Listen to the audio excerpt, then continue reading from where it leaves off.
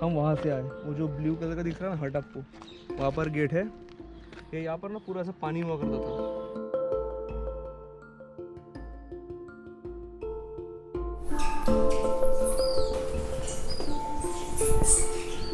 चलो चलो चलो।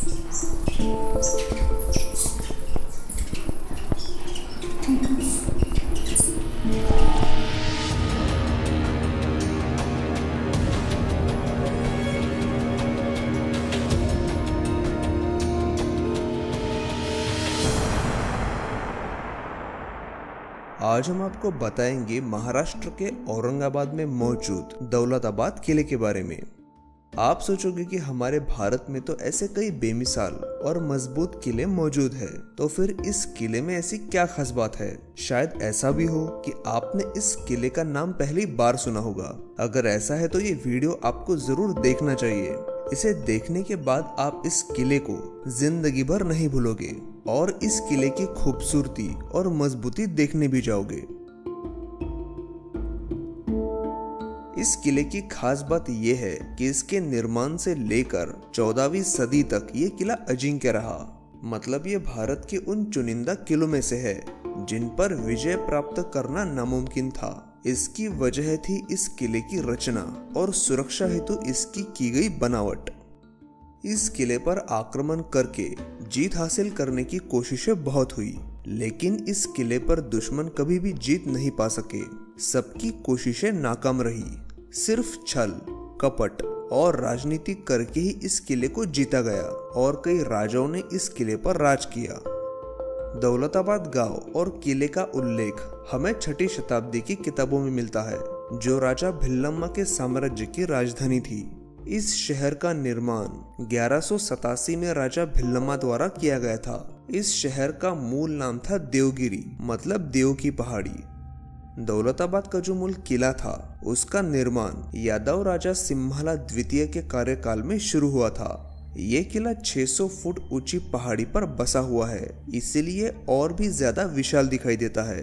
ये जिस पहाड़ पर बना है उसकी खास बात यह है कि इसकी सतह इतनी चिकनी है कि इसके ऊपर सांप या चींटी भी रेंग नहीं सकती। दौलताबाद किले में घुसने से पहले दुश्मनों को 4 सुरक्षा स्तरों को पार करना पड़ता था। पहला स्तर थी इस किले की मजबूत दीवारें, जिनकी चौड़ाई लगभग 20 से 25 फीट है और उनकी नींव जमीन के अंदर 10 से 15 फीट गहरी है। पूरे किले के चारों तरफ ऐसी 3 दीवारें थी, अंबरकोट, कलाकोट और महाकोट। इनमें से सबसे बाहरी दीवार की लंबाई 14 किलोमीटर और ऊंचाई लगभग 12 मीटर थी। अब जरा सोचिए कि अगर दुश्मनों को किले में प्रवेश करना होता तो उन्हें सबसे पहले इन 3 दीवारों को भेदकर अंदर आना होता था, जो काफी मुश्किल था। मतलब इस किले की रचना ऐसी बनाई गई थी कि हमला करने वाला दुश्मन अंदर पहुंचते पहुंचते मानसिक और शारीरिक रूप से थक जाए। इस किले को मुख्यतः 7 प्रवेश द्वार थे, जिसे राजा, सैनिक और आम जनता इस्तेमाल करते थे। लेकिन इनके बावजूद 52 और ऐसे दरवाजे बनाए गए थे ताकि दुश्मनों की दिशा भूल की जा सके। इनमें से कई दरवाजे तो नीचे तहखानों में खुलते थे, तो कुछ दरवाजे दुश्मनों को तालाब की ओर ले जाते, जिनमें जहरीले सांप और मगरमच्छ हुआ करते थे।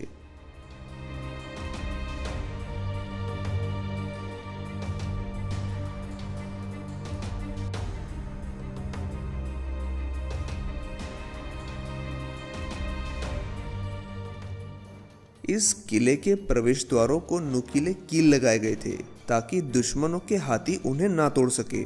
और चलो मान लो कि दुश्मन अपने हाथी और घोड़ों के साथ किले में प्रवेश कर भी ले, फिर भी अंदर रास्तों की बनावट ऐसी थी कि उनकी आगे बढ़ने की रफ्तार धीमी हो जाती। इस किले में हर कोने पर तोपों और बंदूकों द्वारा निगरानी रखी जाती थी। इनमें से कुछ बंदूकें और तोप आज भी यहाँ दिखाई देती है। ये बंदूकें 14 टन भारी और 18 फीट लंबी थी और इनकी खासियत ये थी कि इन बंदूकों द्वारा 9 किलोमीटर तक हमला किया जा सकता था। और इससे भी खास बात यह है कि इन बंदूकों को दुश्मन देख ही नहीं पाते थे। और चलो मान लो कि दुश्मन इन सारी बाधाओं को पार करके अंदर आ भी जाए, तो उनका सामना होता था एक खड़ी ढलान से, जो एक खड़ी पहाड़ी से सटकर बनाई गई थी। पानी के ऊपर की पर्वत की चट्टानें साफ करके इतनी चिकनी की गई थी कि दुश्मनों को इस पर चढ़ना नामुमकिन था। इस ढलान के ऊपर जो महल बने थे उसमें राजा और उनके बिरादरी के लोग रहा करते थे, इसलिए यह सुरक्षा के इंतजाम और भी पुख्ता थे। ऊपर तक पहुंचने के लिए एक ही रास्ता था, ये पुल। पहले ये पुल लकड़ी का हुआ करता था और ये पुल रोज सवेरे गिरा दिया जाता और शाम को उठा लिया जाता ताकि दुश्मन इसे पार ना कर सके। और अगर दुश्मन सेना इस पुल के नीचे मौजूद पानी में कूदकर दूसरे छोर पर जाने की कोशिश करती तो उनका बचना तो नामुमकिन था। इस नीचे वाले हिस्से में पानी और उसमें मगरमच्छ और जहरीले सांप हुआ करते थे। इसमें जो पानी आता था उसका बहाव पास के तालाब से जुड़ा था और उसे बढ़ाया और घटाया जा सकता था।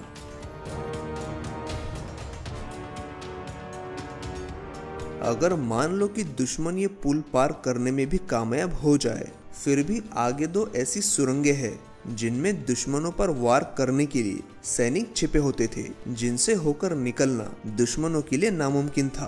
पहली सुरंग ऐसी है जिसमें बिल्कुल उजाला नहीं पहुंच सकता। अगर इस सुरंग में दुश्मन पहुंच जाए तो बाहर के उजाले से अंदर आने वाले दुश्मन जितनी देर में देख पाता उतनी देर में उसको मार गिराया जाता।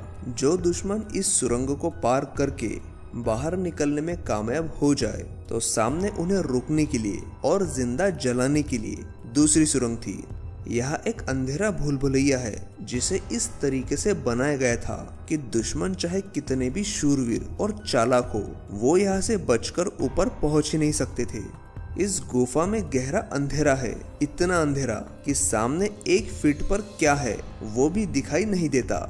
इस अंधेरे भूल भुलैया में जो सीढ़ियां है वो एक तो आकार से छोटी है और पत्थरों की बनी है जो तोड़ी नहीं जा सकती।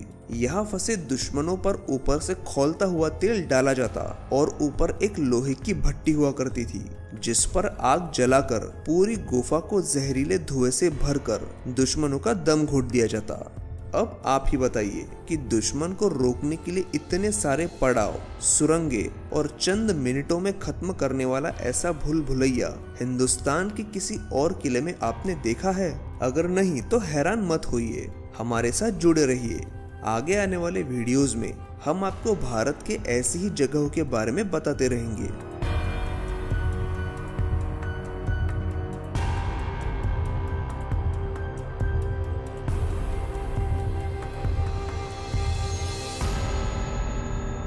इस सुरंग से ऊपर निकलकर लगातार चलने के बाद, कई सीढ़ियां चढ़ने के बाद हमें दिखाई देता है वो महल जहां राजा और उनका परिवार रहा करता था। आप सोचिए कि दुश्मन इस किले में अगर प्रवेश करे तो यह ऊपर इस महल तक पहुंचने के लिए उसे कितनी मुश्किलों से गुजरना पड़ता होगा। यहाँ तक पहुंचने का रास्ता, सुरंगे दुश्मनों को मानसिक और शारीरिक रूप से कमजोर करते होंगे।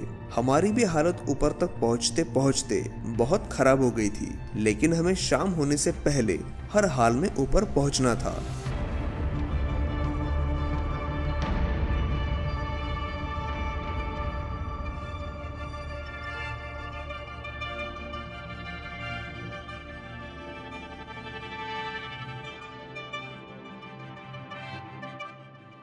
जो महल अब खंडहर लग रहा है वो अपने वैभव काल में शानो शौकत से भरा हुआ होगा।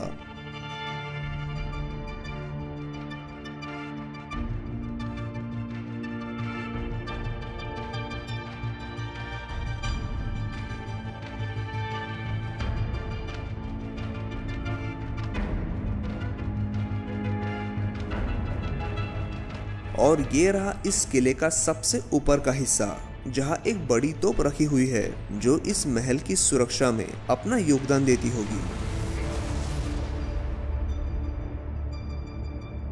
तो ये था वो दौलताबाद यानी देवगिरी किला जो किसी ताजमहल से या लाल किले से कम नहीं है।